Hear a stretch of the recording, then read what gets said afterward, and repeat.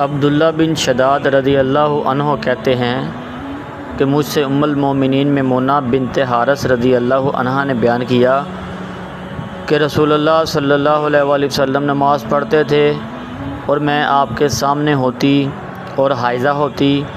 جب آپ صلی اللہ علیہ وآلہ وسلم سجدہ کرتے تو بسا اوقات آپ کا کپڑا منہ سے لگ جاتا۔ آپ صلی اللہ علیہ وآلہ وسلم چھوٹی چٹائی پر نماز پڑھتے تھے۔ الشیخ عمر فاروق سعیدی حفظ اللہ فوائد و مسائل تحت الاحادیث سنن ابی داؤد 656 اردو حاشیہ: ایسی چٹائی جو کھجور کے پتوں سے بنائی گئی ہو کہ انسان اس پر صرف بیٹھ سکے یا اس پر چہرہ اور ہاتھ رکھے جا سکیں۔